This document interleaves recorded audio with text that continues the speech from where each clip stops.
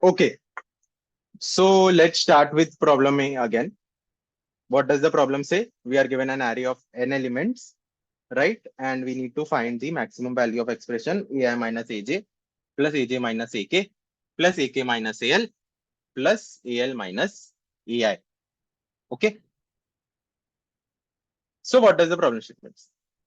We are given an array A consisting of n elements.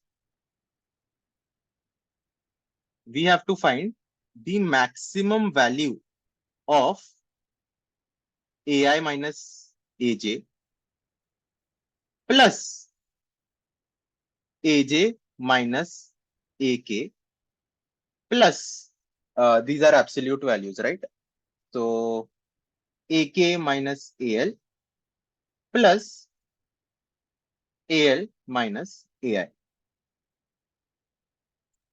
So the thing to notice here is that consider that we weren't uh, we weren't said that we have to find this, but instead of this, what are we asked? We are to find that what is the maximum value of ai minus aj. Okay, this is what we are asked, and let's say the array is 1 2 3 4 and 5. Okay, now if this is the thing that we are asked, what do? Our greedy strategy, or an obvious strategy that you can see, is we pick the first element and we pick the last element. Yes or no? Tell me. If we were said that we have to find maximum value of ai minus aj, we just pick the max element and we just pick the min element. Okay. Now, let's say now that we have found this particular strategy, okay, that when we take max element and when we take the min element, we get maximum value of this function. So what will be our greedy strategy in this particular problem? Let me just write this down, right? We have to maximize this function plus ak minus al plus al minus ai. Okay, we have to maximize this, and we know that each of this gets maximized when the difference between them is as large as possible, right? We have to try for each of these values, the difference between the two elements is as large as possible. And what was the greedy strategy that we discussed?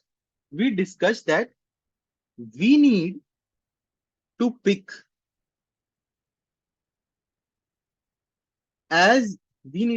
the largest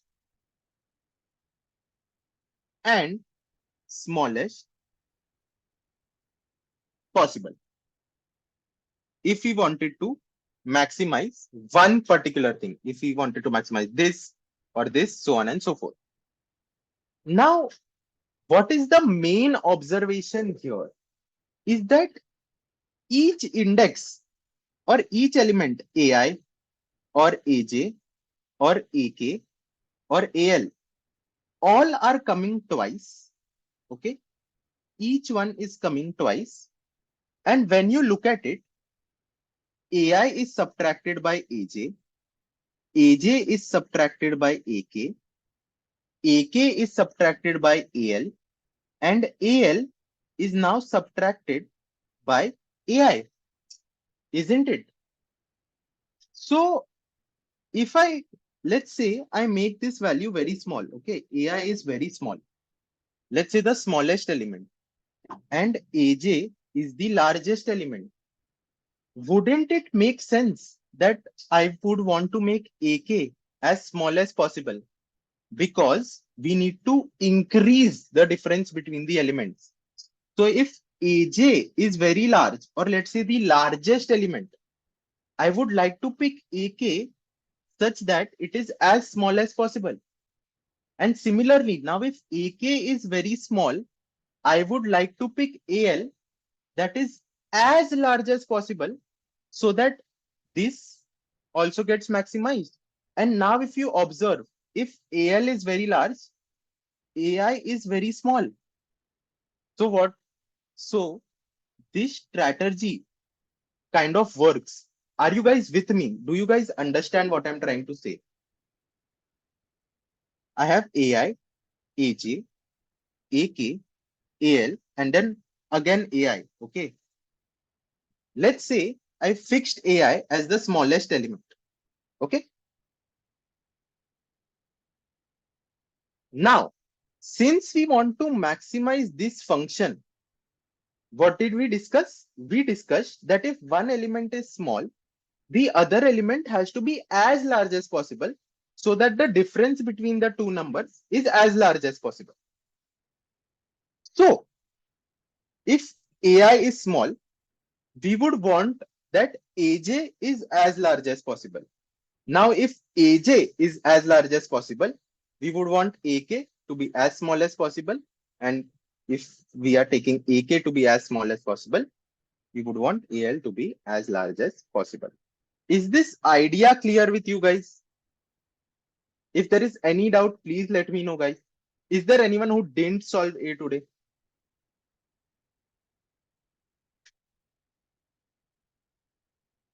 Okay.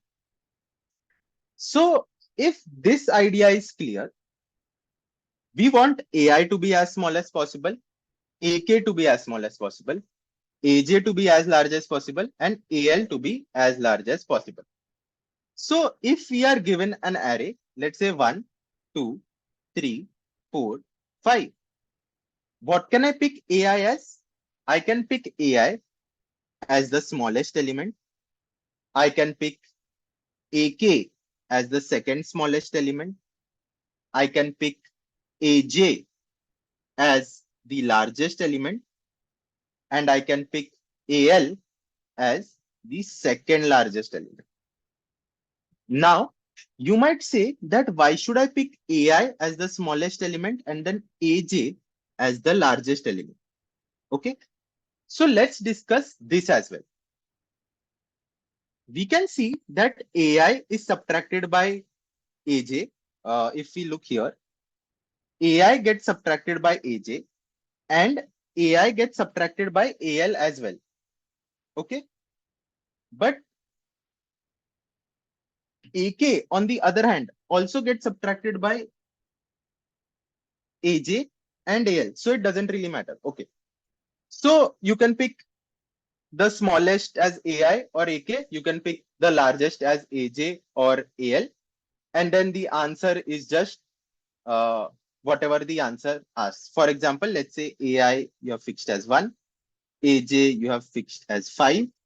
AK you have fixed as 2. And AL you have fixed as 4. So the answer is nothing but 1 minus 5 plus 5 minus 2 plus 5 plus no, this AL will be 4, right? Yeah. So 2 minus 4 plus 4 minus 1. So again, to just recap over what we discussed, if it was not clear, we discussed that we want to maximize the function that is given, that is absolute of AI minus AJ plus something, something, something. Now, to maximize this is nothing but the difference. And if we want to maximize the difference of this absolute value, we would like an element to be as large as possible and the second element to be as small as possible. After that, what did we have a look at? We had a look at this cyclic nature. Like we are subtracting AI by AJ, then AJ by AK, then AK by L, and then AL again by AI. So if I selected AI to be as small as possible, then AJ to be as large as possible, AK as small as possible, AL to be as large as possible, then we are able to find the most optimal answer Because first of all, we are maximizing the difference here. It's smallest minus largest. Then it is largest minus second smallest. Then it is second smallest minus second largest. And then it is second largest minus smallest. Is this clear, guys? Put a yes in the chat if this is clear.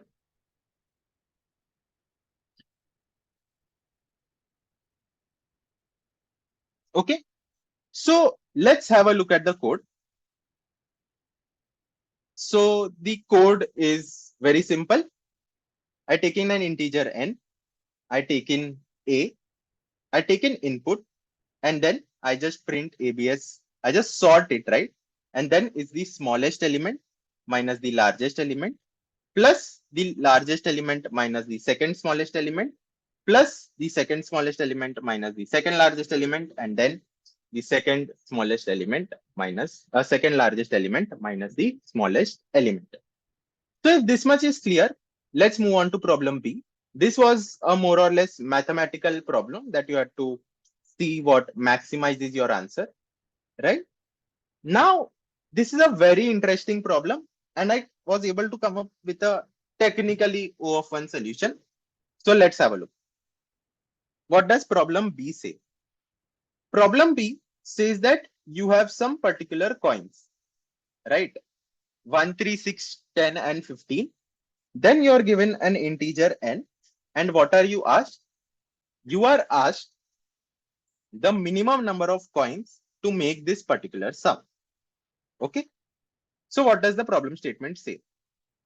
The problem statement says that we have some coins 1, 3, 6, 10, and 15. Okay. These are the denominations. After this, we have some test cases. And for each test case, we are given some n. Okay. And 15. Okay. And we are given some n. Now, what are we asked? What is the minimum number of coins? You have infinite supply of all of these. Okay. You have infinite supply of all of these. So what is the minimum number of coins required to solve this? Now, if you have studied greedy algorithms or DP problems, you might have noticed that this kind of problem is known as the coin change problem. Okay. And there are two approaches, right? One is the greedy approach and one is the DP approach. Let's forget the DP approach for now. But if we focus on the greedy approach, what was the greedy approach? Like if you have Indian coins, okay, like 1, 2, 4, 5, 10, so on and so forth, and you wanted to make an integer n, let's say you wanted to make 15 or 16, then the optimal strategy would have been take the largest one, take as many coins of the largest denomination possible. You can see for 16, I can take 110. Okay. And then I have to make 6, right? I have made already 10 using this one coin. Now I have to make 6. Then I go to the second smallest element. You can see 5. So I can take 1, 5. Okay. And now the remaining sum that I have to make is 1. And then I iterate. I can't take a 2 because remaining sum is 1. And now I take a 1. So I made 16 using 3 coins. This is what the greedy approach says. And I think that many people were stuck at this greedy approach. So let's try to break this greedy approach because these are not euro coins.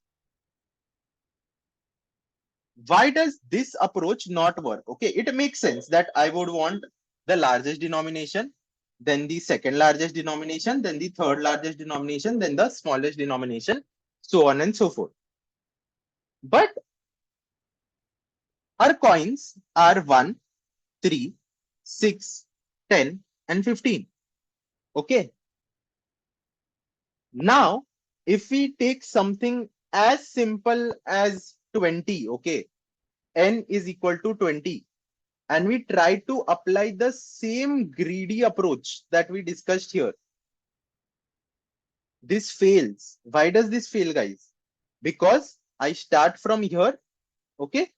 Now you can see that I took in 15. So I took in 1 coin, and now the remaining sum that I have to make is 5. 10 I cannot take because the remaining sum is 5. 6 I cannot take. 3 I can take. So I took one more coin, and now my remaining sum that I have to make is 5 minus 3, which is 2.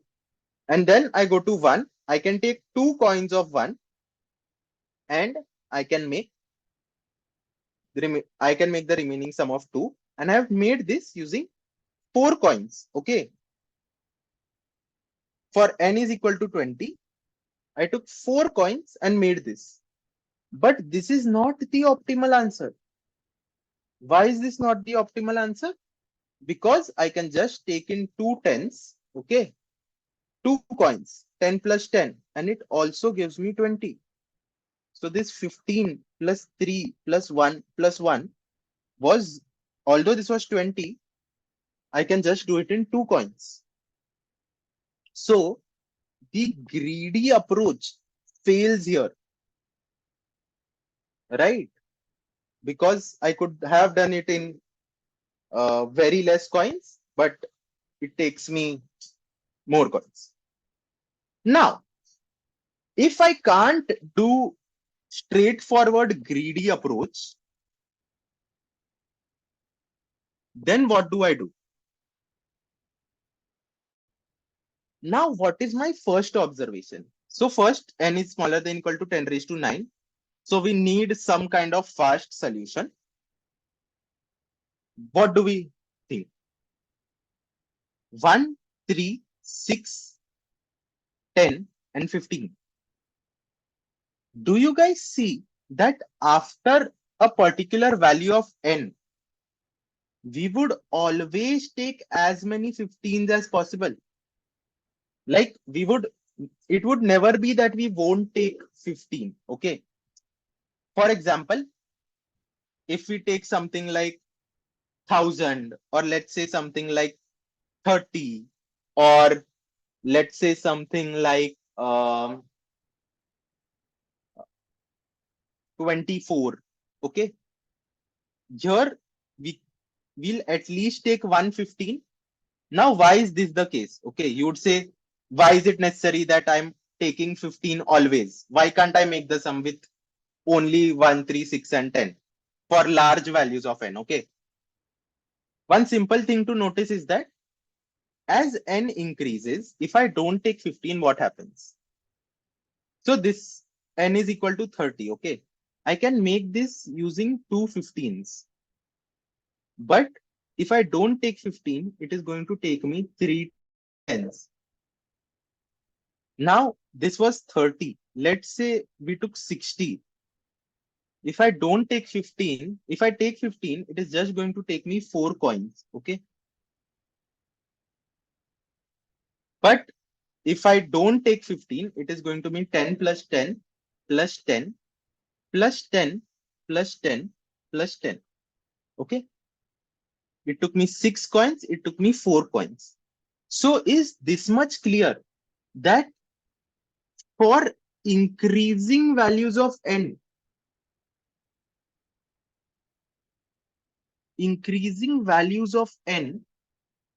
we would always like to take 15. We would always prefer 15. Are you guys able to understand this? Tell me, guys. Put a yes in the chat if this much is clear. Okay. Now that we have discussed that as for increasing values of n, we would always prefer 15. Yes, 20 is the case where we don't prefer 15, but that is, let's say, 20, right? Now I will just show you that for like the optimal strategy is to take as many 15s as possible, but after that, you could just remove 115 and then solve it. For example, as you mentioned right now, for n is equal to 20, okay? Here, I could have taken 115, and then I could have taken, as we discussed, a 3 and a 1 and a 1. But instead of taking, let's say I have taken x 15s, okay? Instead of taking x 15s, what am I going to do? I'm going to take x minus 115s. Here I took 115, so I'm not going to take a 15 here. So it is just going to be, I took a 10 and then I took another 10. Okay, this is what the strategy is, but we'll get back to this later. But because this is very abstract right now, okay? Now, let's solve it in a brute force manner. Let's solve it for n up to 30. And now we will come to know what is the pattern. Like if you don't understand why it mathematically works, let's brute force it and try to understand. For, I'll just write down the numbers, okay? For n is equal to 1, it will take you 1 coin. For n is equal to 2, it will take you 2 coins. Okay. For n is equal to 3, it will take you 1 coin again, which is just 3. For 4, again, it is going to take you 2 coins. For 5, it is going to take you 3 coins. I'll just write down the denominations, right? 1, 3, 6, 10, and 15. Okay. Now, if it is 6, then again, what is going to happen? We are going to take 1 coin. For 7, it is going to be 2 coins, which is 6 and 1. For 8, it is going to be 3 coins. For 9, I'll just make this smaller. Yeah. For 9, it is going to be 6 plus 3, so 2 coins. For 10, it is going to be 1 coin. Similarly, let's write this down for 11, 12, 13, 14, 15, 16, 17, 18, 19, 20, 21, 22, 23, 24, and so on. I'll just write it till 27, okay? 25, 26, 27. And then I will discuss the pattern. So for again, for 11, I am going to take 10 plus 1, so 2 coins. For 12, it is going to be, okay. Now this is a case where greedy strategy breaks. If you take 10 and 1, 1, it takes 3 coins, but you can take 6 2 times. So it is going to take 2 coins. For 13, it is 10 and 3, so 2 coins. For 14, it is 10 plus 3 plus 1, so 3 coins. For 15, 1 coin. Okay. Now, we know the solution for n smaller than equal to 15. Okay. We know what will happen, the minimum number of coins, right? When n is equal to 1, n is equal to 2, up to 15. Is this much clear? Tell me, guys. Is this much clear? Okay. Now, if this much is clear, let's look at 16. For 16, of course, we can take a 15 and a 1.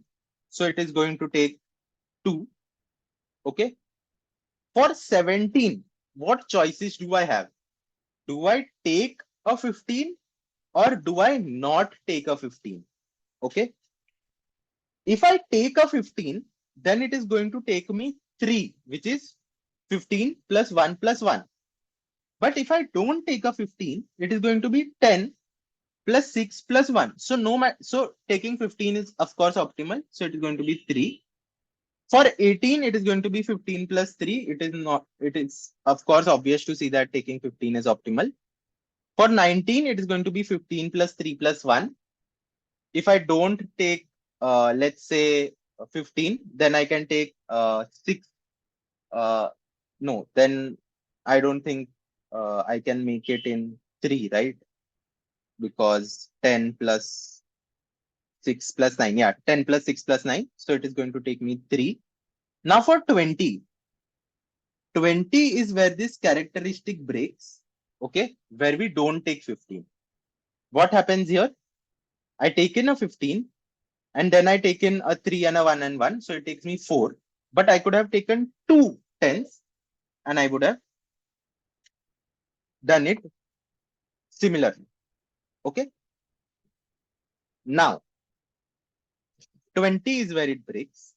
For 21, I can just take a 15 and a 6, so it is 2. For 22, I can take a 15 and a 6 and a 1, so it is 3. For 23, this is what we need to discuss. For 23, if you see, I could have taken a 15, then I could have taken a 6, then I would have taken a 1 and a 1. But the optimal strategy is to take a 10, then a 10, and then a 3. Are you guys noticing this? That for 23, this condition also breaks. Put a yes in the chat if you guys agree. Let me just put my laptop on charge. Just a second. Okay. So 23 is where this breaks. Okay. So for 23, we are going to take 3 moves. 3. Okay. 24 is 15 plus 6 plus 3.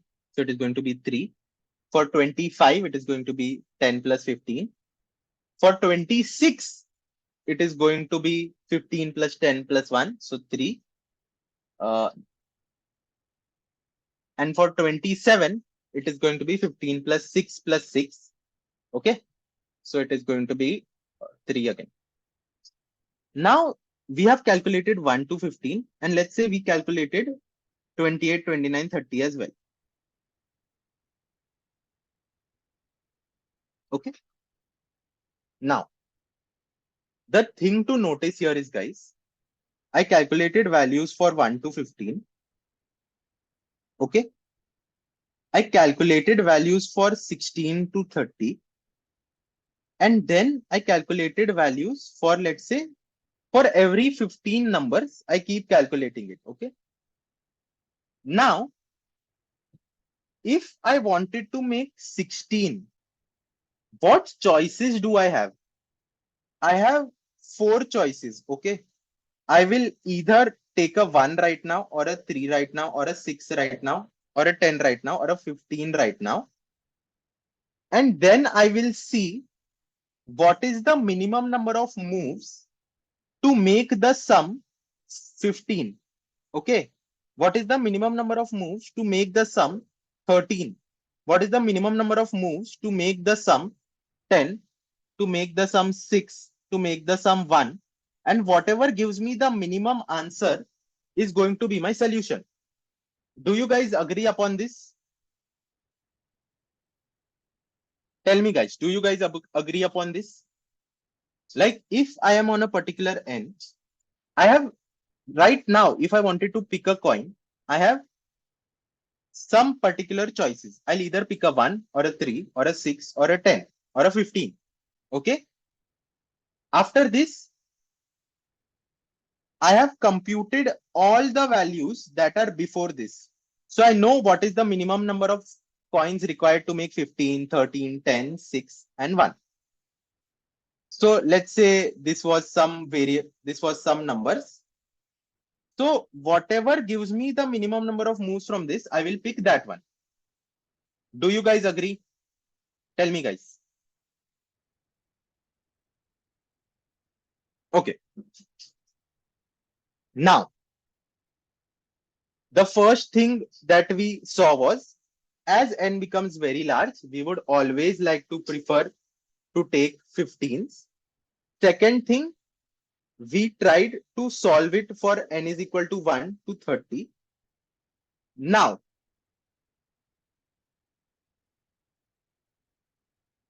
if you guys write a little bit of brute force, okay, we saw this 15 pattern break when we were at 20. We saw the 15 pattern break when we were at 23. Now, when is the next 15 pattern going to break? Right? Here, for all this, the optimal strategy was taking 15. For all this, the optimal strategy was taking 15. For all this also, the optimal strategy was taking 15. Okay. Now, when is the next case when this is going to break? Now, guys, the thing to notice is that it is going to break. It broke on 20. it broke on 23. Okay. When is the next time it is going to break? It is going to break on 40, right? Because I can make 40 using 10 plus 10 plus 10 plus 10.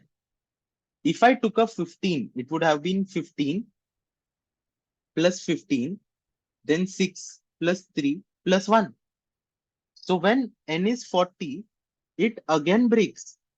Now, what is the next number when it is going to break? Tell me, guys. So 40 is, of course, where it breaks. Apart from this, it also breaks on 35. Why does it break on 35? Because, yeah, it, of course, it breaks. Oh, yeah, yeah, yeah. 40 is 15 plus 15 plus 10. Sorry. Okay. Yeah. So let me just redo that. So when we take,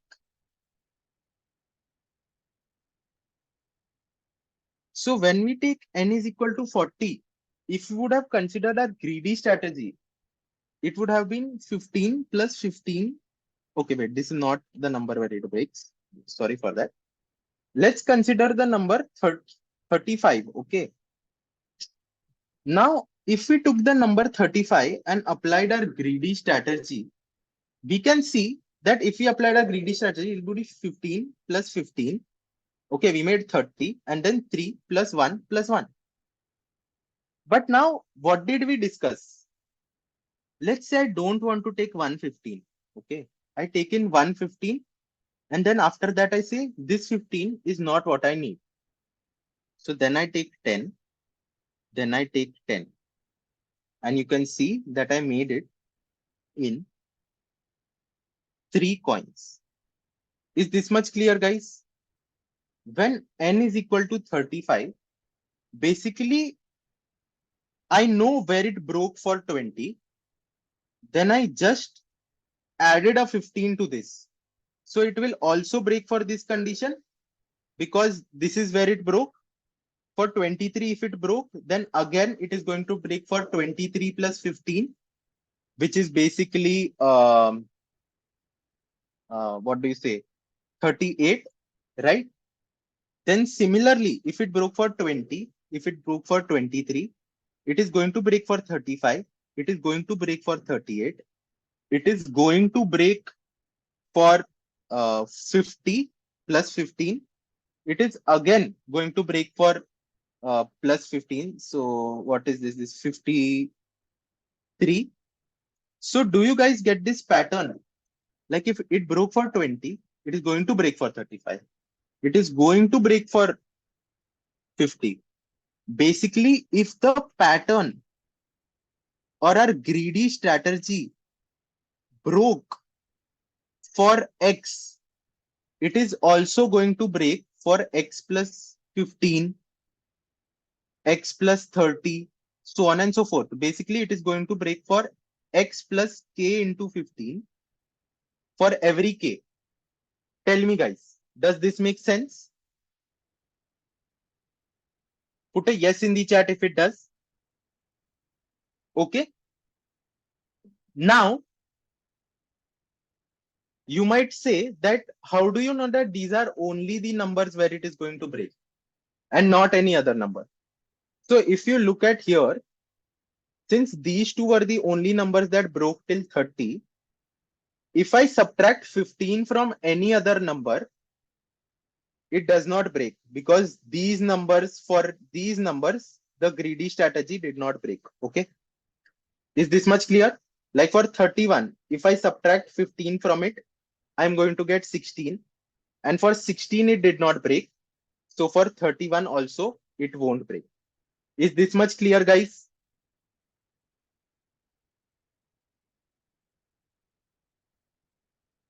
Tell me, guys, is this much clear? Okay. So what I'm basically trying to say is, if I'm given an n and it is of form k into 15 plus 20, or it is of form k into 15 plus 23, or it is smaller than 15. Okay. If it is smaller than 15, then we already know the answer. We have computed it, okay, on paper. But apart from that, if it is k into 15 plus 20 or k into 15 plus 23, this is the condition where it is going to break. In this condition, what we are going to do, right? We are going to take k15s and then we are going to take 2 10s. And here what we are going to do, we are going to take k15 and after that we are going to take a 15 and a 6 and a 1. And then we are going to take a 10 and a 10 and a 3. Sorry for that. Is this much clear? Like if the numbers are of form k into 15 plus 20, or if the number is of form k into 15 plus 23, then we can do this. Put a yes in the chat if it is clear, or if it is not clear, please say so. Okay. It is my duty to make your doubts clear. And if I'm not able to do that, tell me.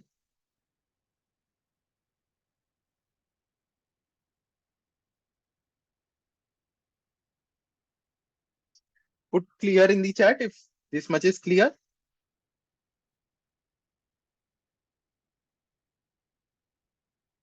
Okay. So this is all that we wanted to do. Okay. Now, if we think of this mathematically, like if you wanted to implement this, like apart from this, apart from these numbers, we could use our strategy. But right now, we know that the number should be of k into 15 plus 20, or it should be of type k into 15 plus 23. This is the basis of modular arithmetic.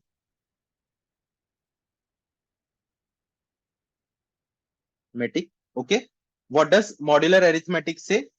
That if I take x and I take x mod m, these values are going to be 0, 1 up to m minus 1.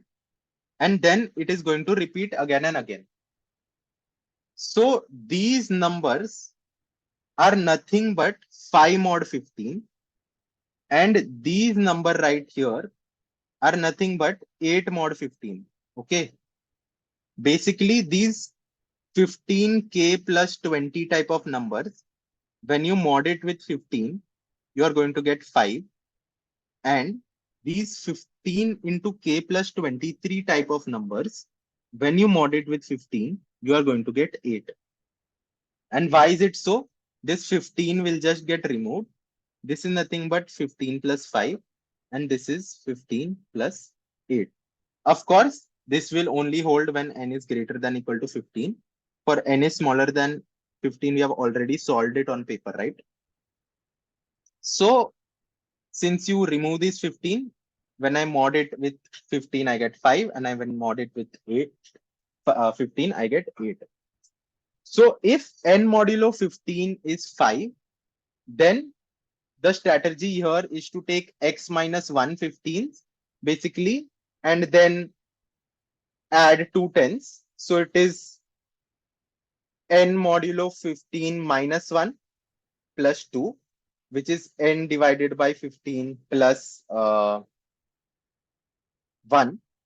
And here our strategy was to take k15s and then a 10 and a 10 and a 3.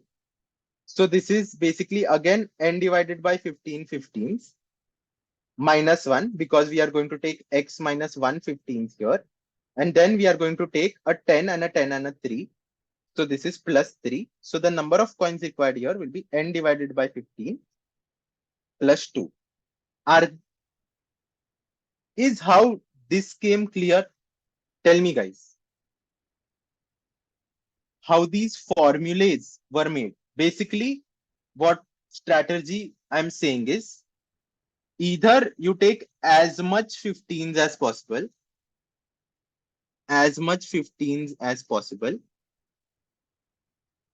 or let's say this is x, or you take x minus 1 15.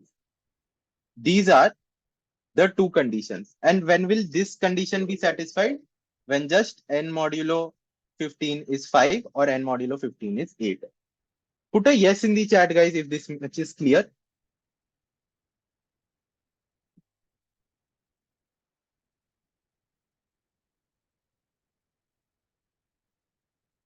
Yes.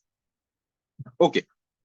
So if this much is clear and we discussed what we are going to do when we took x minus 1/15. Okay. Now, what will we do when we can take as many 15s as possible? When we can take as many 15s as possible, we are going to take that many 15s and then we are going to have some remainder left. Let's say for 16, 17, 18, 19, 21. Okay. I took 115. So what is left? I have to make 1, 2, 3, 4, and here I have to make 6. All these numbers are going to be between 0 and 14, right? Because this is modulo 15. So the number that I have, the sum that I have to make is between 0 and 14. But the thing is, guys, we have already calculated the answer for n smaller than equal to 14. And since taking as many 15s is optimal, so the number of coins is just n divided by 15 plus the number of coins required to make the sum n modulo 15. Is this much clear, guys? Let me revise what we did. First, we discussed that why the greedy won't work. We found a case. Then what did we do? We found cases where greedy won't work. Okay. After this, we found a pattern. What pattern did we find? That for 15k plus 5 and for 15k plus 15k plus 20 and 15k plus 23 are pattern breaks. And these are the only kind of numbers that are pattern breaks for. So we discussed two strategies. One strategy was take as many 15s as possible. And second strategy was to take one less 15. So for the number where you had to take one less 15, these are the numbers. And for all other numbers, you just take as many 15s as possible. Is this much clear? Tell me, guys. Vineet, Dia, put a yes in the chat if it is possible. If it is clear. Okay. Udit says yes. Dia says yes. Vineet says yes. So our solution is very simple. Since I have calculated the answer on paper for n smaller than equal to 15, I'm going to store this in an array. Because as we discussed here, I want to know the answer for n modulo 15. Okay. After this, I know what are the edge cases. The edge cases is when it is 5 modulo 15 and it is 8 modulo 15, right? So this is just can be handled with the if case. So if you look at the code is basically that I have calculated the solution for 0 to 15. Okay. Now, if n is smaller than 15, I'm just going to print out f of n. Just ignore this. Okay. Because I already know the answer. Apart from that, if n modulo 15 is 5 or if n modulo 15 is 8, then we discuss the formula, right? It's going to be n divided by 15 plus 1 because it was n divided by 15 minus 1 plus 2. So that was n divided by 15 plus 1. Now, if n modulo 15 is 8, I'm just going to print n divided by 15 plus 2, which was basically n divided by 15 plus 1 minus 1 plus 3. So it is n divided by 15 plus 2. Otherwise, for our greedy case, it is going to be n divided by 15 plus f of n modulo 15. N modulo 15 is the sum that is remaining and n divided by 15 is the number of coins that I'm going to take of denomination 15. So tell me, guys, is the solution clear? Put a yes in the chat if the solution is clear. Any doubts in this question? Uh, so to come up with this question, you would require to be a bit strong in math and be able to prove that this indeed works, right? There are simpler solutions, but this was just a straightforward O of one solution which I came up with. DP won't work because n is smaller than equal to 10 raised to 9, and the maximum size array you can make is about 10 raised to 8. So it is 10 times that. So DP won't really work. Otherwise, DP would have worked simply. So we discussed A, we discussed B. Now let's move on to C. C was my favorite problem. Okay. So what is C? I will explain it to you. Okay. In C, you are given an n into m grid. How many people couldn't solve C today and are looking to the solution? I will blow your mind with this solution. Okay. Tell me, guys, how many people weren't able to solve C today? Okay. So we are given an n into m grid. This is an interactive problem. For people who don't know what an interactive problem is, we have to ask questions.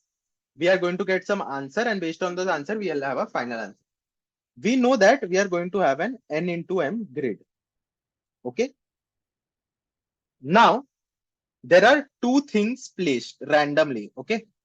Uh, we are given, we are we are given two mines. Okay.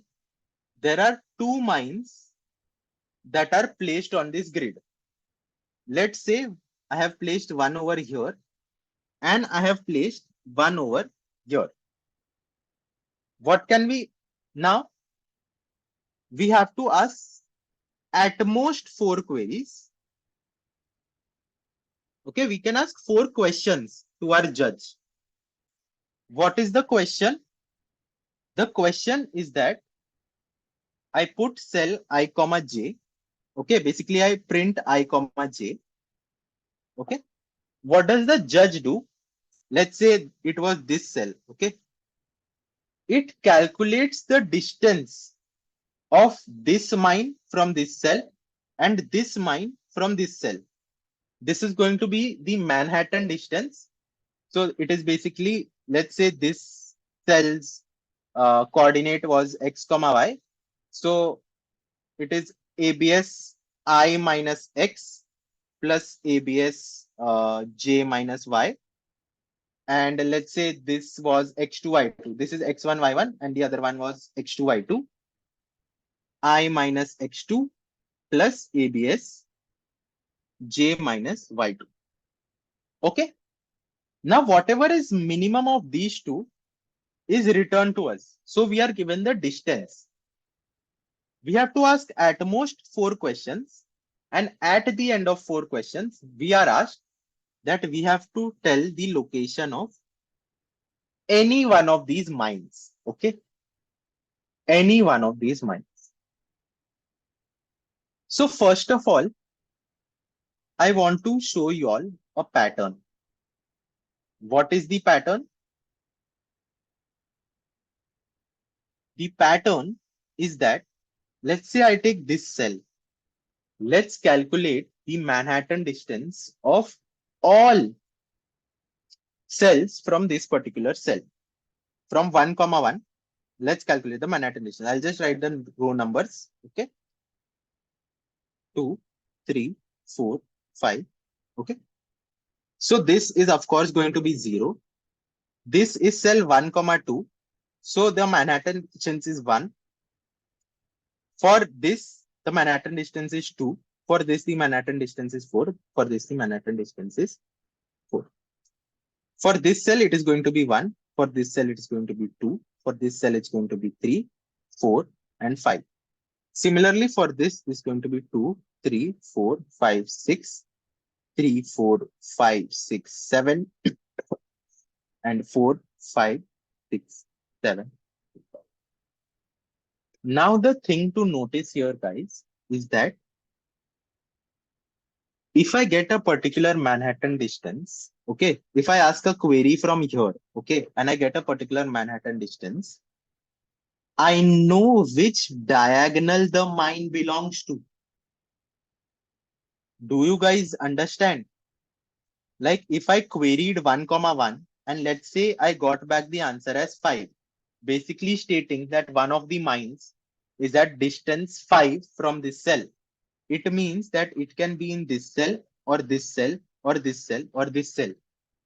Tell me guys, is this observation or this idea that the Manhattan distance over this diagonal is always going to be the same? Is this much clear? Okay. So this is the first observation, that if I'm given a distance x, I know which diagonal it belongs to. Okay. Now that I know which diagonal it belongs to, how do I know which place it is on? The thing is, if there was only one mine, okay, if there was only one mine, right, I could have said that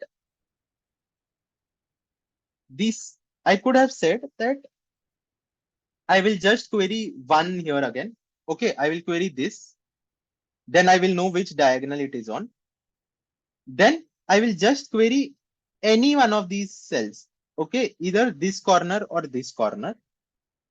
Then I know how much distance it is from this as well, right? For example, let's say my cell is something like this.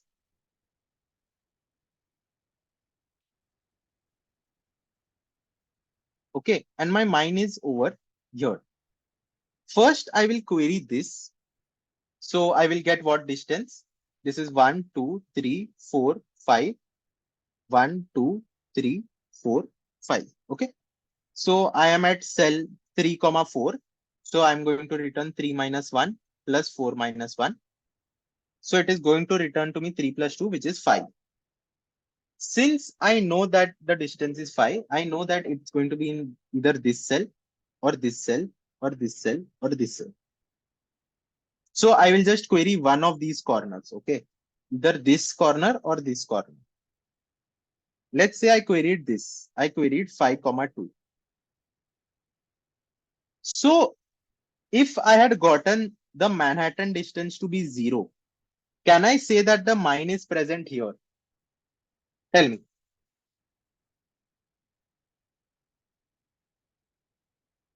Yes?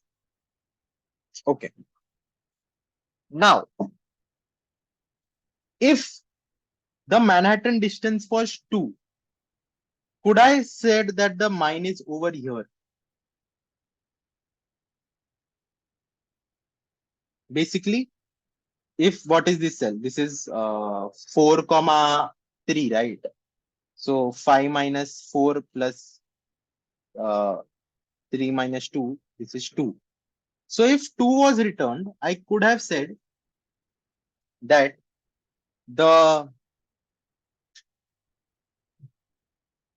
thing here is 2, right? Similarly, if it is 4, I could have said that my mine is over here. And similarly, if it was 6, I could have said that my mine is here. Does this make sense, guys?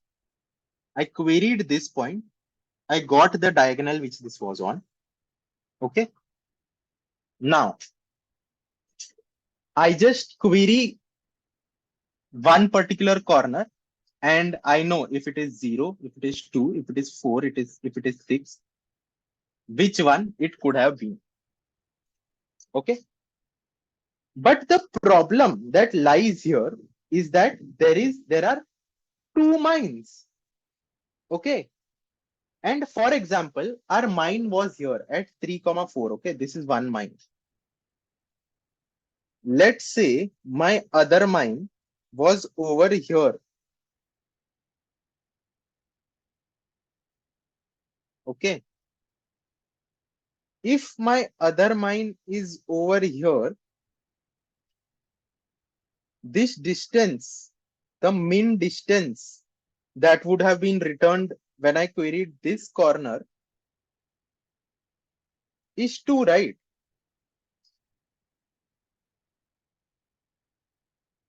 Yes or no, guys? Tell me.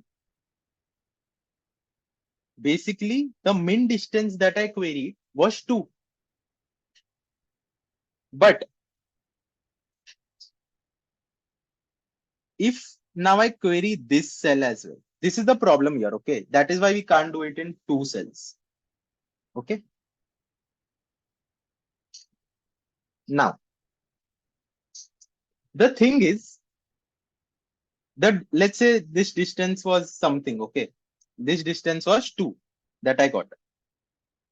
So possibly, what are the two conditions? The conditions is that either, since I got distance 2, I'll just change the color, okay? Make it orange.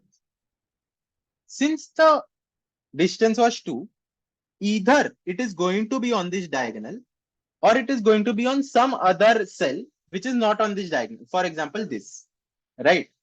So it is either on this cell or it is not on this cell. Now, I have one more corner, right? So I will query for this corner as well, what is the distance? So I know, right, what is the distance? So let's say this came in as 4. So if this came in as 4, I know that either this could be this cell or it could be some other cell with distance 4 on it, which is not on this diagonal. Okay, makes sense? Put a yes in the chat if it makes sense. Okay, now if we have this particular grid and we know which diagonal it belongs to, we have two mines. Okay, we have two mines. Let's say one is placed somewhere and we have two corners. Now, the second thing to notice is that because these are the extreme points of this particular diagonal, okay, if this point is the closest to this corner, then for the second corner, the closest point has to be on this diagonal. What I mean by this is, let's say, let's take this example only, right? One mine is here and one mine is here. The distance of this mine from this cell is 2. And the distance from this mine from this cell is 4. Now, if you look at the distance of these two mines from this cell, for this mine, it is going to be 1, 2, 3, 4. And for this particular mine, it is going to be 2. Basically, what I'm trying to say is that when I query the distance from these two cells, one of the cells, one of the answers, one of the answers will tell us the cell which it belongs to, the cell which is on the diagonal. Okay. This is what is the idea. What is the idea? That there are two mines, right? If I query both of them, if the mine which is not on the diagonal is closer than this mine for this extreme point, then for this extreme point, this has to be farther. You can take some test cases, try to work upon it. This is the second observation. Is this observation clear, guys? So whenever, let's say for this, I got X, for this, I got Y. So either, let's say the distance was 2, okay? So it means that, and for this was, let's say 2 again. So it means that either the mine is over here or the mine is over here. So what did we discuss? Just taking a quick recap. For a cell, for a grid, we query 1, 1. Then we get the diagonal on which one of the mines is. We find the corner points of this diagonal and we query. Let's say this is distance x, this is distance y. Then we know that the mine can either be on this particular diagonal or it can be y coordinates from this on the diagonal. So there are two possibilities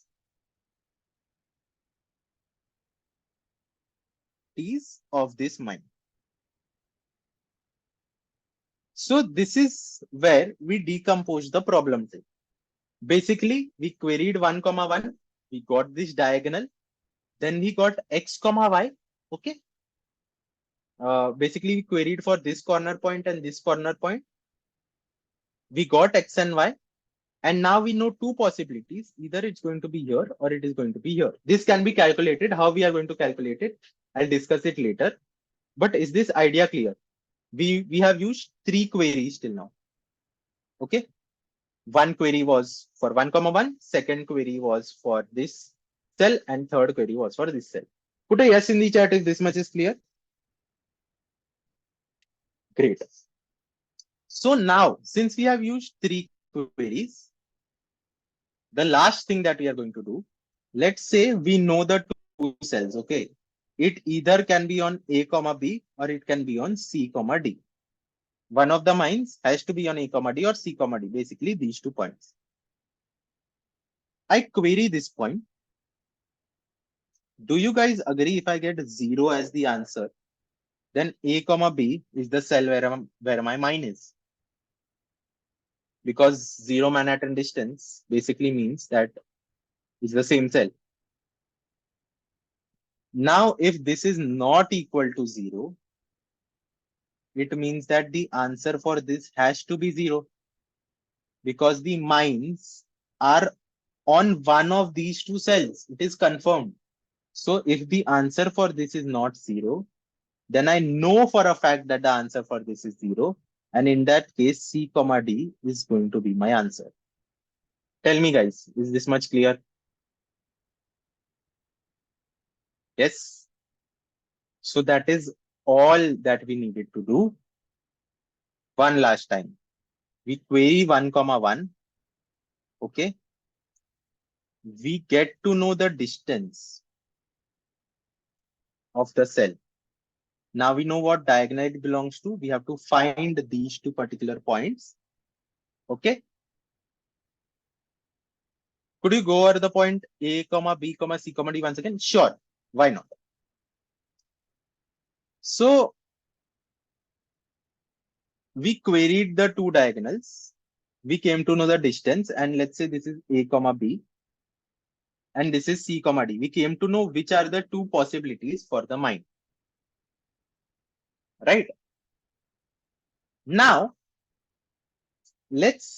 I know for a fact that either the mine is going to be on A, B, or it is going to be on C, D. Right? I'm just going to query A, B. Now I'm going to ask what is the closest mine from cell A, B. Do you agree that if this mine was on A, B, then the judge will return 0 to me as the answer, reinstating that the mine is on A, B. But if this is not equal to 0, it means that the mine is not on A, B. Like what it returned was 2 or 4 or something like that. I know that the mine is not on A, B. And because the mine has to be on one of these 2 squares, if this is not 0, it means that the mine is on C, D. Is it clear now? Great. So now all that remains is to formulate all this, to bring this in a formula. How do we bring this in a formula? Let's take an example and come up with the formula. Okay. Let's take n is equal to 3 m is equal to 5. So I will just do this. Okay. And 1 point is here and 1 point is here. Okay. So first I query 1 comma 1. Or let's not do this point. Let's just do this point. I have a point to make, right? So if I query 1 comma 1, 1, 2, 3, 4, 5, 1, 2, 3. So if I query 1 comma 1, and it is going to return, let me just erase this point. It is going to return 1, 2, 3. It is going to return 3, right? Now for a fact, I know that this is the diagonal. I know visually that this is the diagonal. But how do I come up with the formula? If I draw an imaginary grid below this, okay?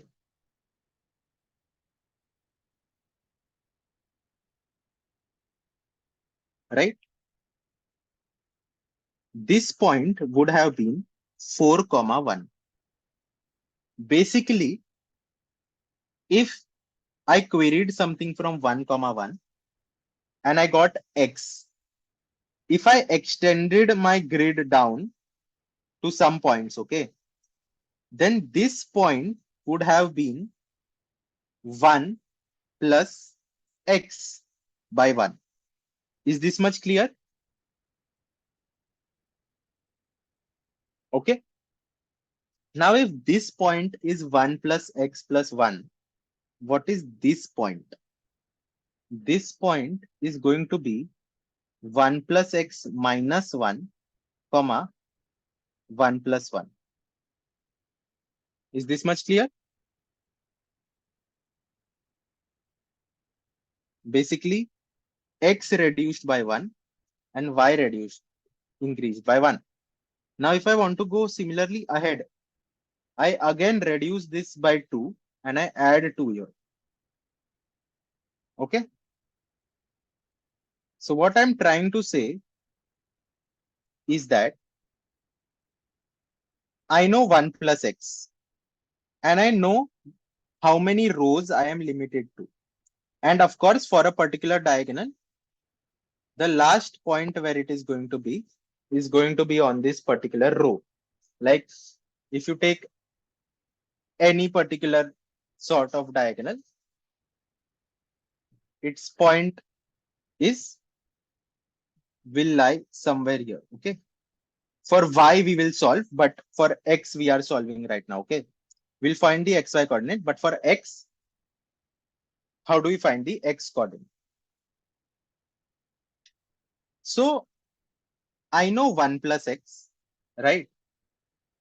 If this is smaller than equal to n, then okay, my x coordinate is already sorted. Okay. But what if my x coordinate is not sorted?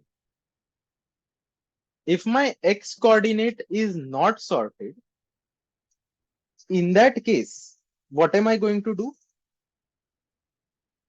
I'm going to subtract this by n. Okay.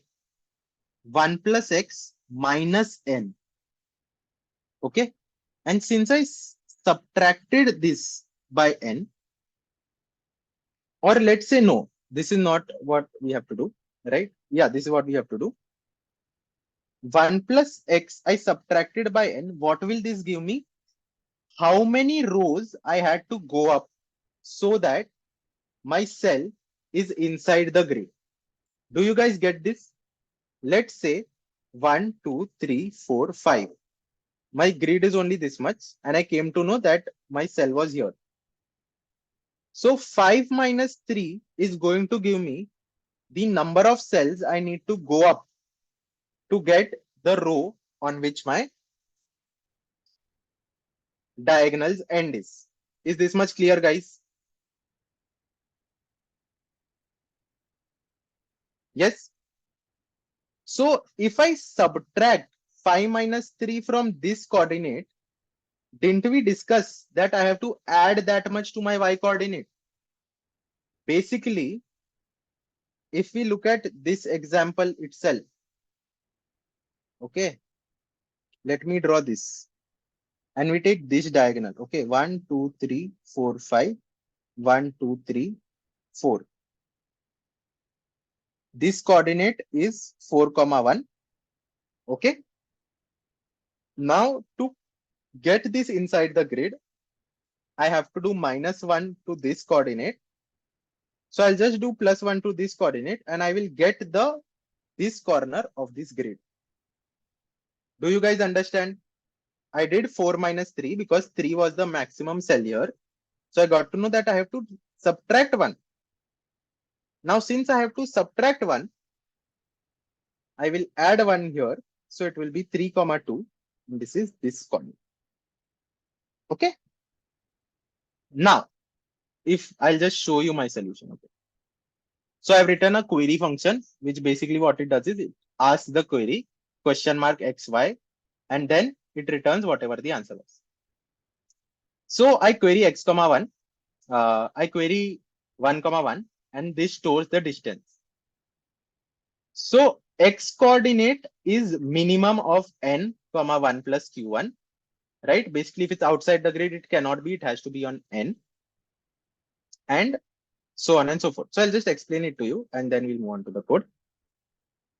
So this point I got using this formula, right? Basically, I got the x coordinate and then how much I subtracted from my x coordinate, that much I will add to my y coordinate. Now, similarly, I will solve it for my y coordinate. Basically, if my y coordinate was outside, for the rightmost grid, I got to know what my leftmost corner is. Now I want to know what my rightmost corner is. Okay. If I want to know what my rightmost corner is, right now you can see that it should be here. So similarly, I come to know what this particular thing is. This is basically 1 plus distance, whatever distance I got. Now I need to bring this inside. So this is m minus the y coordinate of this. Okay. I will get to know how much I need to subtract. Now from x comma y, from here if I'm subtracting s, here I will add s. And from this, I will get to this particular point. Now in this case, I can directly get 1 plus 3, which is 4. This is inside the grid. Is this much clear, guys? Put a yes in the chat if this much is clear. We get the x comma y. And if one of them is greater than equal to its coordinate, I just subtract the length and then I add it to the other part. So from that, I am getting the two corners. I have used a little bit different formula, but you can use what I said right now. It's just implementation. Basically, I know how much my x coordinate is, right? And for a fact, what do I know? Is that if I look at 3, 3, if 3, 3 was where the mine was, this diagonal is 4, 2. This is 2, 4, so on and so forth. So if you see, x plus y remains constant here. Basically, x plus y was 6 here, x plus y is 6 here, x plus y is 6 here. So from 1, 1, I got to know what is the distance. Basically, it is, let's say the mine was something. So the sum on which this diagonal was x minus 1 plus y minus 1 is the distance. So what is x plus y? X plus y is nothing but if this is distance plus 2. This is the sum that we got. So if I know one of the coordinate, let's say it is x, then the second coordinate is sum minus x. Is this much clear, guys? Like in my approach, what am I doing is, I know for this diagonal, the sum remains constant. For example,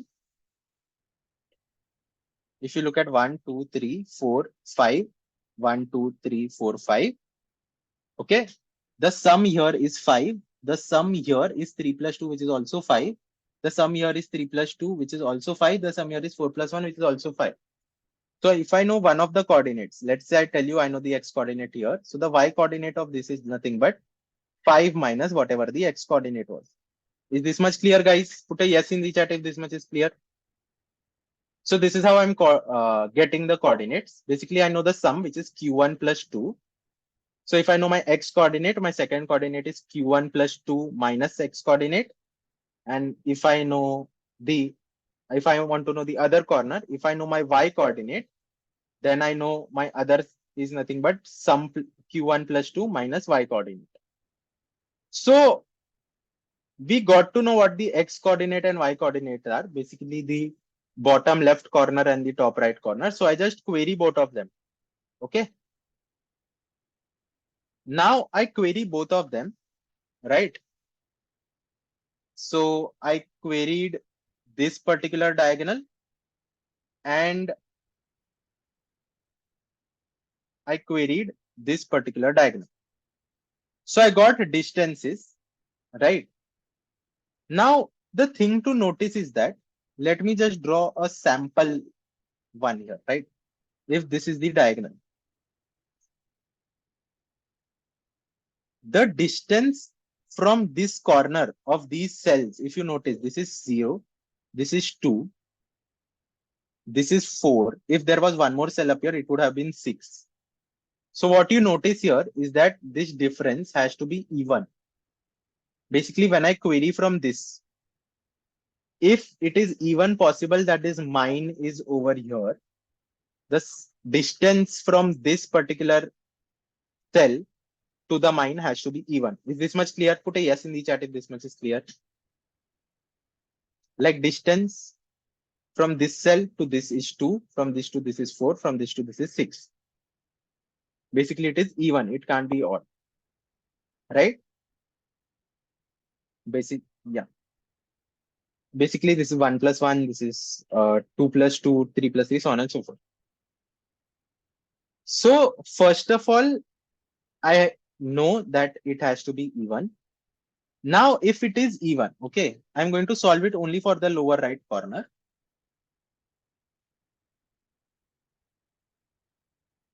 Okay. If this is even,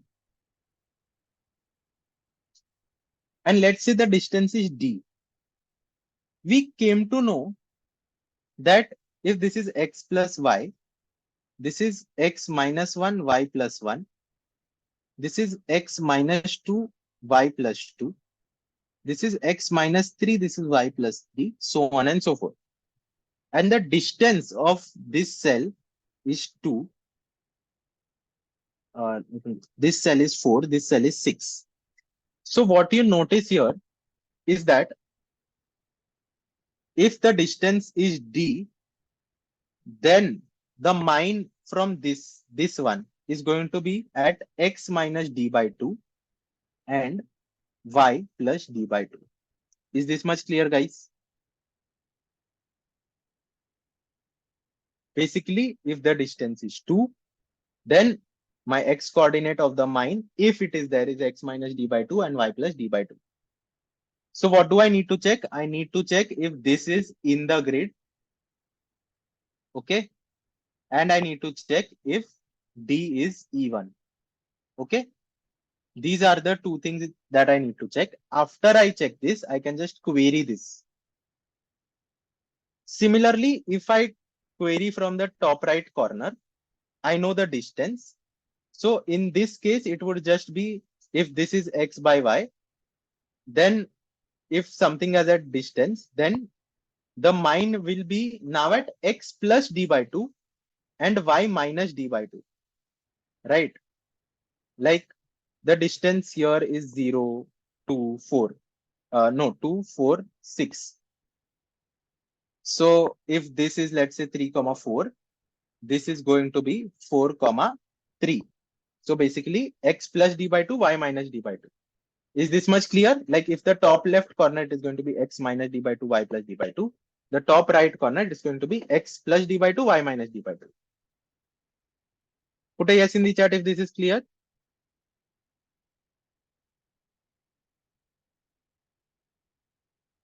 Great. So I know the two coordinates.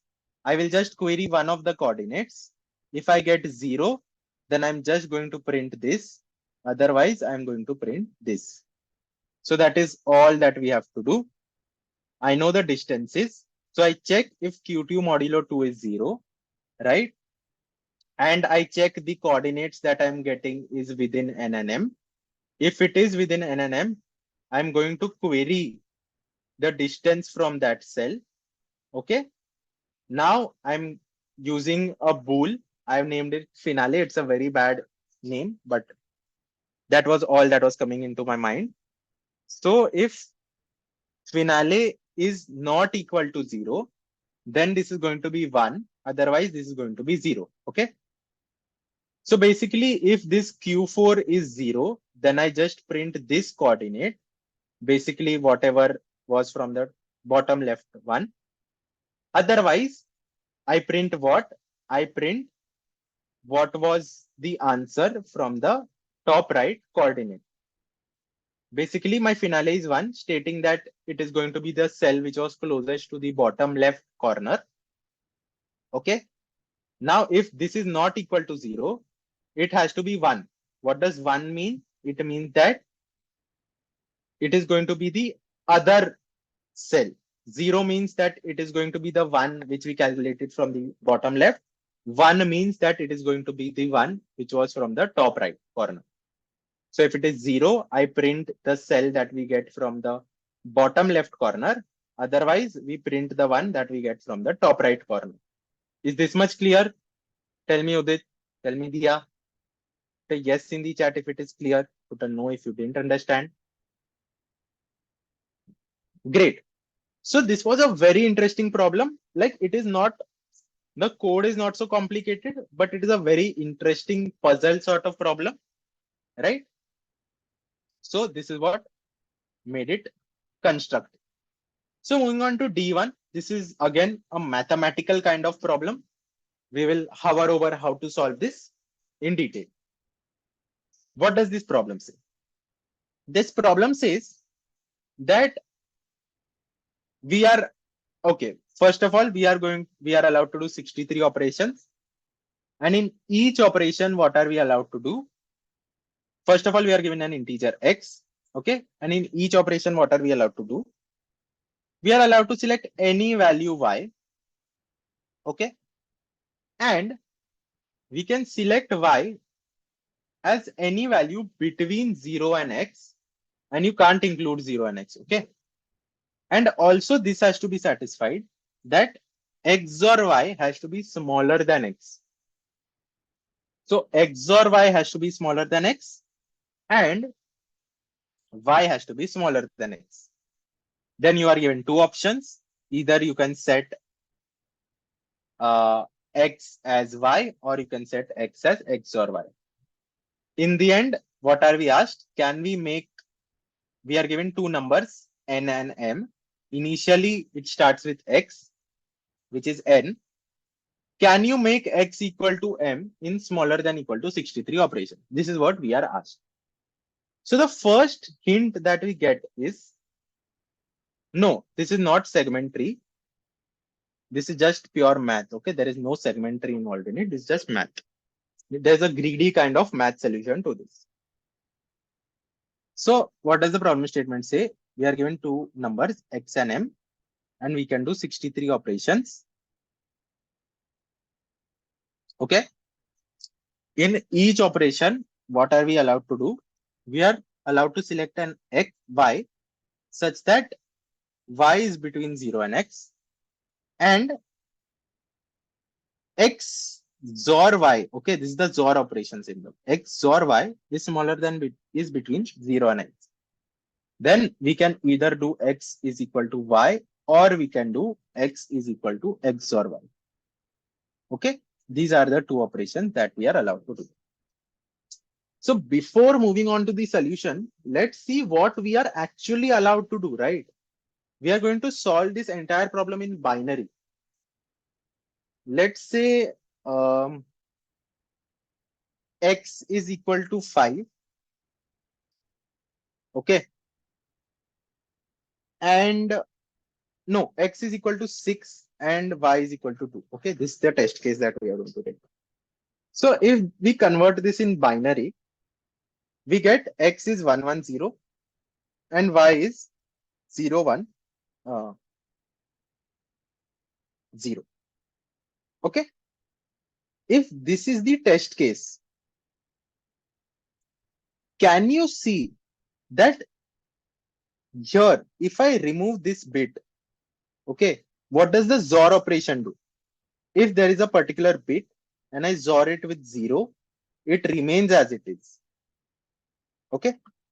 But if there is a 1 and I XOR it with a 1, it becomes a 0. If there is a 0 and I XOR it with a 0, it remains a 0. And if it is 0 and I XOR it with a 1, it becomes 1. Basically, whenever the two elements are different, I get a 1. So can you see that if I take, this is M, okay.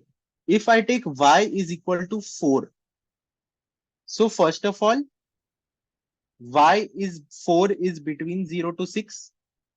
And if we take 4 XOR 6, basically 110 XOR 100, we get 2. Now 2 is between 0 and 6 again. So 4 is a valid answer for this particular case. Right. But this was very simple. Like if there was 6, there was 2. I found the bits that I need to set and I found the bits that I don't need to set. Okay. But what will happen if I have 6, x is equal to 6 and y is equal to 1? Okay. In this case, if you observe, if we convert this to binary, keep in mind, guys, we are going to solve this using binary because it is just going to make our life easier. So it is 110 and we need to convert it to 1. So you can see that I need to remove a 1 here. I need to remove a 1 here. I need to add a 1 here. Okay. This is what we observe. Now, if you think about it, what is the number that we have to XOR to get this number?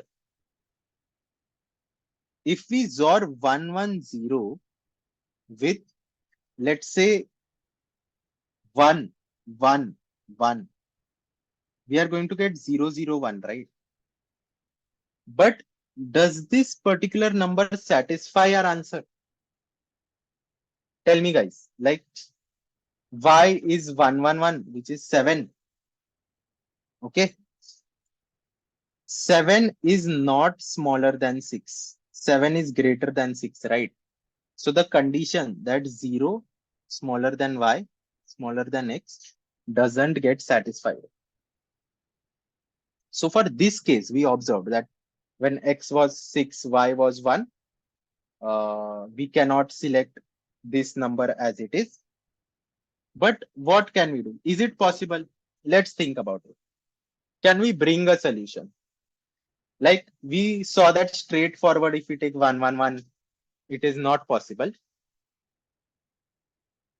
But can we take two numbers for 110 and 0 0 1? We are allowed to do multiple operations. Okay. Multiple operations. Can we bring a? So we'll be using this only for reference and let's see how we build the answer. So are you guys with me till now? Tell me, guys, for everything that we discussed, is it clear? Yeah, Noob, you said 7, but 7 is not valid, right? Because 0 smaller than equal to y, smaller than x, and 0, y or x should satisfy. Okay. Now, the thing that we can do is, we can, by XORing, what can we do? The two things that we do is remove a bit or we can add a bit. These are the two things that we can do. If you notice that when we remove a bit, what happens? Let's say it was 110 and we removed this bit. So what is y we are going to take? Y is going to be 100. Since we are removing a single bit right here, we can always be sure that y is smaller than equal to x, because I am taking some part of y, some part of x into y, right? So, and of course, like if it is one number only, and if I wanted to unset this, okay, basically in my answer, it is not set, so I needed to unset this. So here I cannot take unset this bit because y will be equal to x, and this constraint won't be satisfied. But if there are multiple bits, I don't need to check it. Okay, I'm just telling you, if I wanted to unset a particular bit, I will just take this number. And if this particular number is smaller than x, I can just XOR this number as it is, and I will get 0, 1, 1, 1, 0, 0, 0, 0. Basically, if x has a certain bit set and I wanted to remove it, I can just XOR it with 1 followed by that many bits, and I will get the same number, but apart from that, I will get 0 unset. Is this much clear? Put a yes in the chat if this much is clear. Okay. Now we know what we will do if we want to unset a bit. And when we have to unset a bit, what conditions do we have? First of all, if there is only one bit left, if there is only one bit left, okay, we cannot unset it. Otherwise, we can always unset it. Basically, what I'm trying to say is, if we have 110 and we have 001, if I'm trying to unset this bit, I can easily unset this bit as 010, 001. But now I want to unset this bit. Okay. By doing just this operation, I cannot do it because when I will remove this bit, x becomes equal to y and it breaks the condition. So when there is one bit in the binary representation of x and we wanted to remove that bit, we cannot do it. Otherwise, we can always do it. Is this much clear? Okay. Now, let's say the interesting part. Okay. Let's say this is the number and I wanted to set this bit. So do you guys agree? I will XOR it with 001 if I wanted to set this bit. Now, this is for setting, right? But guys, okay, y is 1, your x is 6. You can see that x or y increases. And this intuitively makes sense also. If there is a binary number, okay, anything, this is the binary number. And let's say there was one, there was some digit which was 0 and you made it into a 1. Didn't the value increase?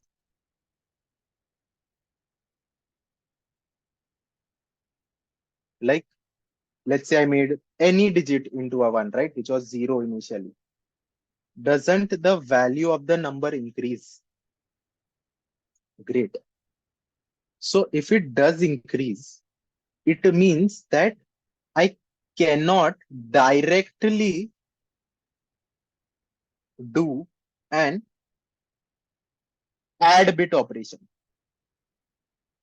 Okay. This basically means that whenever I have to do an add bit operation, okay, let's say the number is 110 and this is 001. You see that I have to make this 0 into a 1. Okay. When I want to make this 0 into a 1, I will have to remove some other bit. Basically, if I take 110 and I want to make it 001, I will have to remove some bit of a larger value. Only then can I remove this. Now, how does this make sense? Let me tell you guys. Okay. This is the binary representation. Let's say there were more digits here. Okay. When we make 1 into a 0, let's say this is 2 raised to 0, 2 raised to 1, 2 raised to 2, so on and so forth. This is 2 raised to I. When I make a 1 into a 0, I lose 2 raised to I in the sum. And when I make a 0 into a 1, let's say this index is j, I increase my number by 2 raised to j. Basically, if I selected 2 bits where I'm increasing one and decreasing the other, then my number is nothing but x plus x minus 2 raised to I plus 2 raised to j. Is this much clear, guys?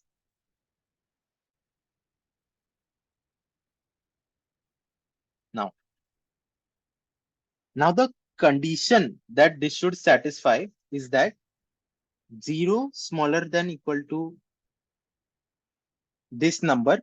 What is this number? This is basically x or y. Okay. This is x or y because after XORing it, the number is this. So this is x or y.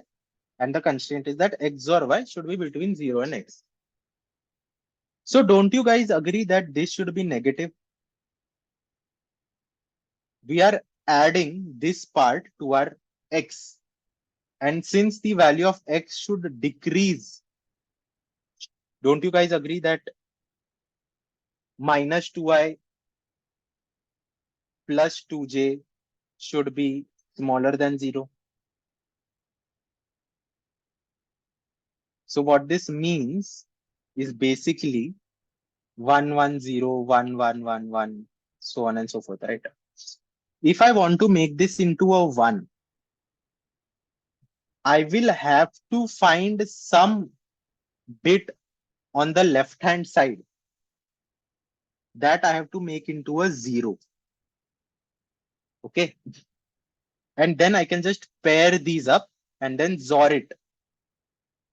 Does this make sense?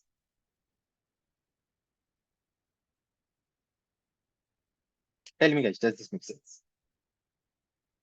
But now I have one more question. Let's say the number was 11000 and I wanted to make 10111. You can see that all these numbers I have to make into a 1 and this number I have to make into a 0. This I have to make into a 0, this I have to make into a 1. I have only one that I can make into a 0, but there are 3 that I can make into a 1. What do we do? Think about it. There is a very simple mathematical proof to this as well. Okay, I'll have to wind up first. Tell me this.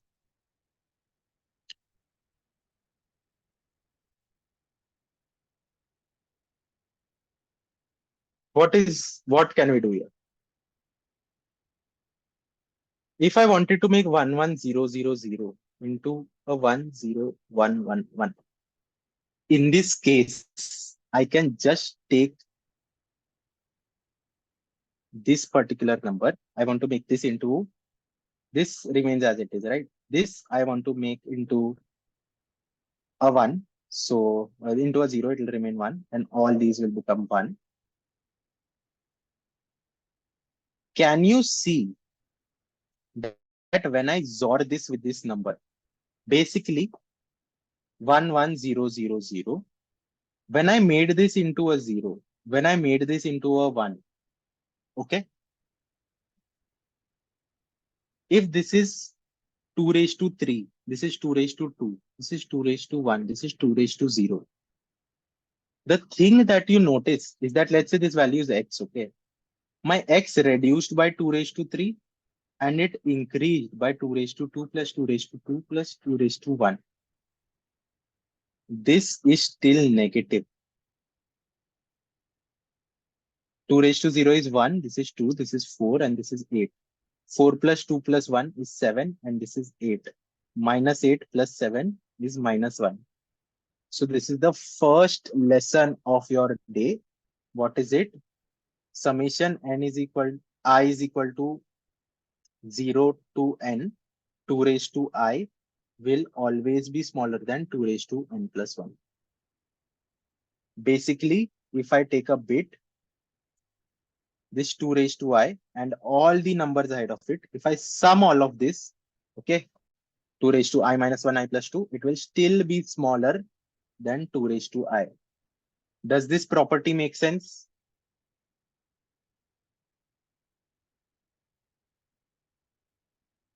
Put a yes in the chat. Now, what is our strategy? Our strategy was that if I can make a 1 into a 0, okay, if I can make a 1 into a 0, I look at its right hand side, okay. Basically, I have to make this 1 into a 0. Now I will just iterate on the right hand side and I will pick those elements where it is a 0 and in the answer it has to be a 1. And I can pick all those elements, okay. If you look at it carefully, here, no, 0, 1, 0, 1. This 0 should be a 1 and this 0 should also be a 1. So if I'm making this 1 into a 0, I can pick all of these zeros and I can make it into a 1. Is this much clear, guys? Basically, when this is 1, 1, 0, okay, and I have to make 0, 0, 1. In the first step, I can see that I have to make this 1 into a 0. So I set this as 1 because y, okay. Then basically in this same operation, what can I do? I can look at its right hand side. I can pick all those elements which I want to make into 0. And then I just pick those. So basically, the number that I will get is 1, 0, 1. One additional constraint that we'll do is when we are iterating, okay, we know that we are going to set this 1 into a 0. So our y is currently 2 raised to I. This is I, let's say, and our y is 2 raised to I.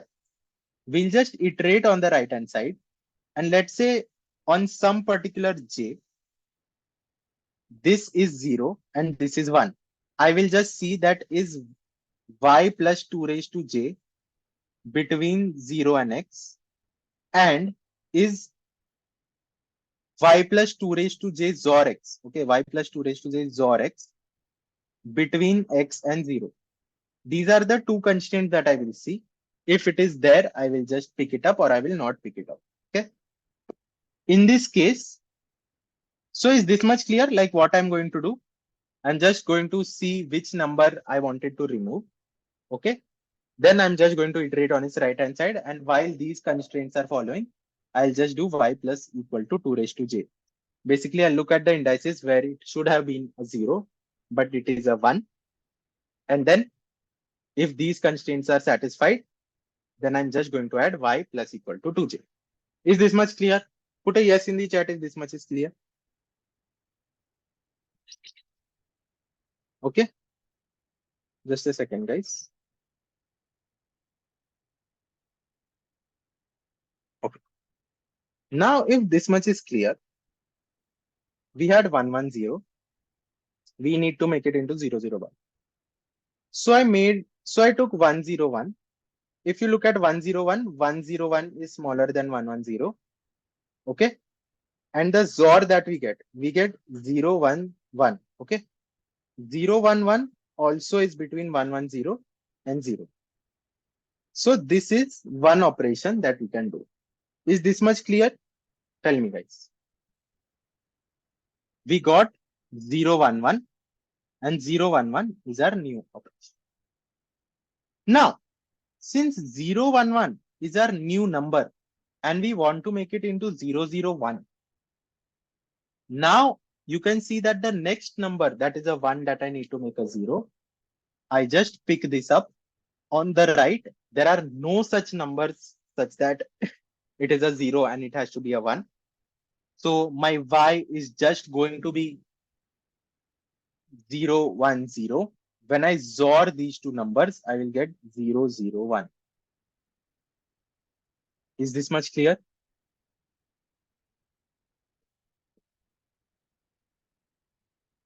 So just recapping what our approach was, we first discussed what XOR is, okay?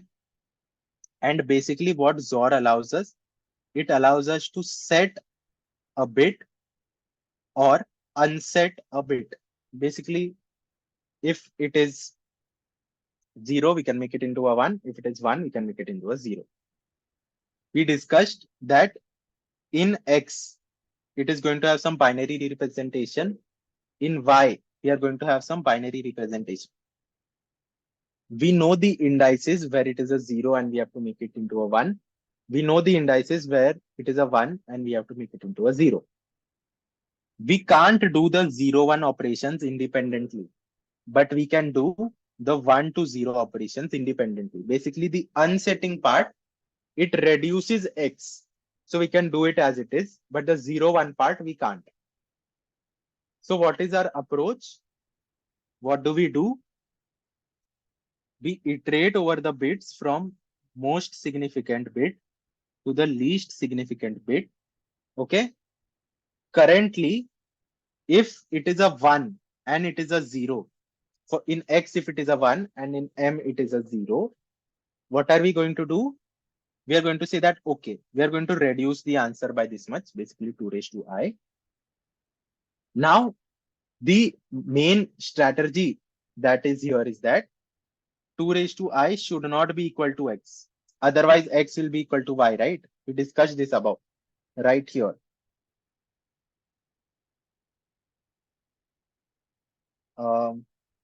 This value decrease fast.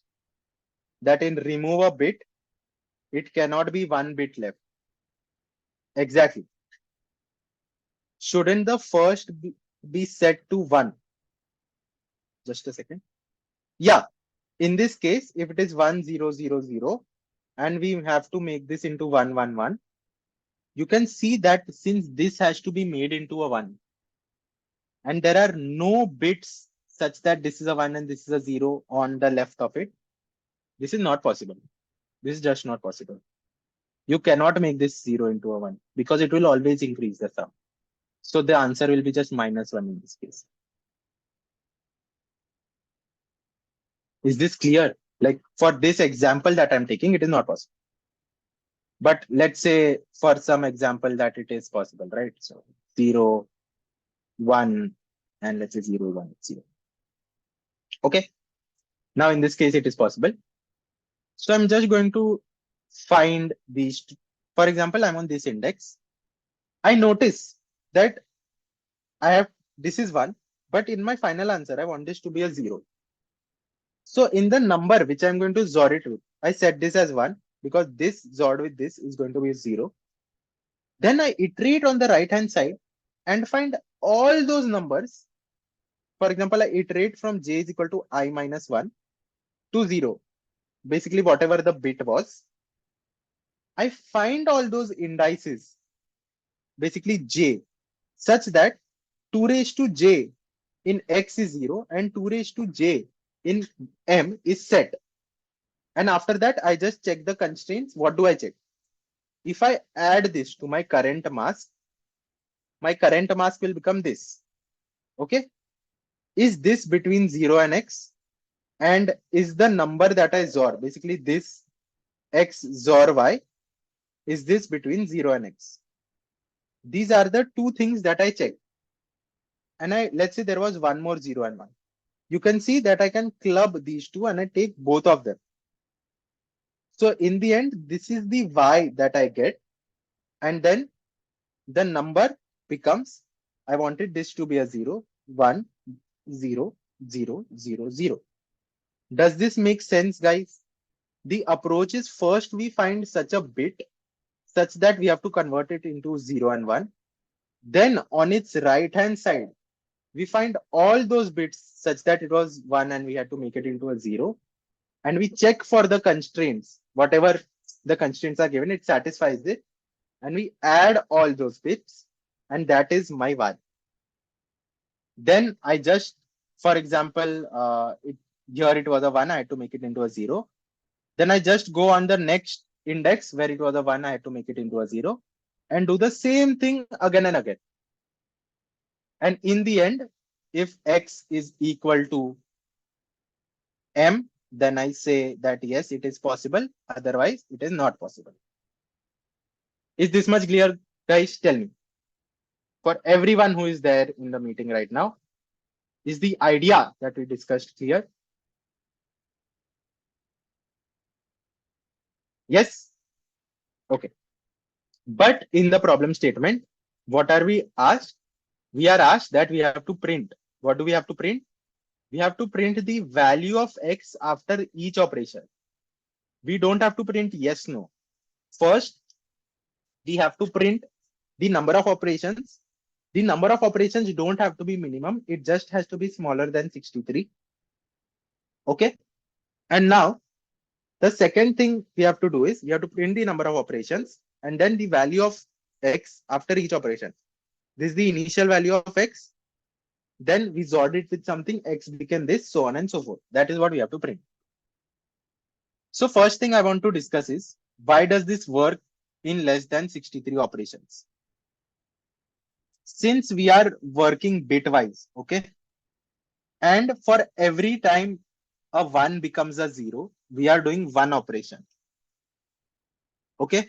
And then we are clubbing some operations of 0, 1, 0, 1 type with it. So how many max operations we are going to do? We are going to do how many operations? We are going to do max bits number of operations. Like if the number of bits is x, then the max operations that we are going to do is x. Is this much clear? Put a yes in the chat, guys, if this much is clear. Yes. Now, if max x is 10 raised to 18, how many bits are there? There are log 2x bits in x, and 10 raised to log 2 of 10 raised to 18 is around 60 or 61, right? So the max number of operations we are going to need is 60. So that is why our strategy works in less than equal to 63 operations. Is this much clear? Why, like we discussed a solution, but why does this work in less than 63 operations? First, how many operations we are going to do? The number of bits such that it is a 1 and we have to make it into a 0, right? Now, how many operations is this? It's just max number of bits. How many bits are there? It's log 2x. How much is the maximum value of log 2x? It's 63. It's less than 63. Okay. Now, basically, what we are trying to do is just what I'll show you, right? We'll implement together. So I came out that using math that it is 2 raised to 59 is the largest bit that can be, right? 2 raised to 59 is 10 raised to 8. So we just need to iterate from the 59th bit up to the 0th bit. Basically, what, as we discussed, we are iterating from the most significant bit to the least significant bit. So that is why I'm using a for loop from I is equal to 59 to I0. And I also have a Boolean possible, which is true. My vector values contains the value of x initially. I've named it as a comma b, but it is x. I iterate from I is equal to 59 to I greater than equal to 0. And what do I check?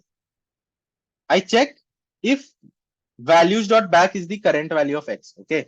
After doing some operations, the backmost element of values is the current value of x. You can store it in a variable itself. I'm just doing it using a vector because it is easy for me. So if in x it is set and in m it is not set, it means it is a 1 here and I need to make it into a 0. So what do I do? My y is 2 raised to I. I iterate from I minus 1 to 0, basically on the right hand side of all those bits. I check, is this bit a 0 and in M it is a 1? If it is so, what do I check? Does adding this make it small, still make it smaller than X? If yes, I just add that bit into my mask. And in the end, what is the new value of X? It is X XOR Y. And what is Y? It is my variable answer. Is this much clear, guys? Tell me, guys, is this if statement clear? Basically, we found a bit where it is 1 in X and it is 0 in M. Then I iterated on the right hand side, found all those bits such that I can add them, and I did add them, and then I XORed it. Okay. Otherwise, now let's say it is a 0 and this is a 1. If I ever come across this condition, just ignore this. Okay. Like I wrote this, but I could have just did possible is equal to 0 and break. What does this mean? It means that I processed all the bits behind it, but I still wasn't able to make this 0 into a 1. So I just do possible is equal to 0 and I break. This is basically redundant, but what I'm like, just for explanation, what am I doing here is that if I wanted to make this 0 into a 1, my y will be 2 raised to I, right? So basically, I'm checking that 2 raised to I is between 0 and x, and 2 raised to I XOR x is smaller than x. If these conditions are satisfied, then I just push back values dot back XOR 1 left shift I. Although we just discussed that is not possible, so if you don't write this also, it is fine. Okay. In the end, like you just do possible is equal to 0 and you break. In the end, if possible is 0, okay, if we have done this ever, I just print -1. Otherwise, I just print values dot size -1, basically the number of operations, and I print each element in values. Basically, since I'm pushing back after each operation, this is going to store the value of x after each operation. Is the implementation clear? It's a very simple implementation, not much to think about in implementation part, but a lot to think in the bitwise manipulation. Is this much clear? Udit, Noob, Pia. Great. So that is more or less it for this post context discussion. We discussed A, B, C, and D1. I hope you found the problems interesting, especially C and D1. Right? There was a lot to analyze. It was a lot of fun. Please do consider looking out at our website, TLE Eliminators. Right? Till then, have a great day. Bye bye. Let me just stop sharing and end the meeting.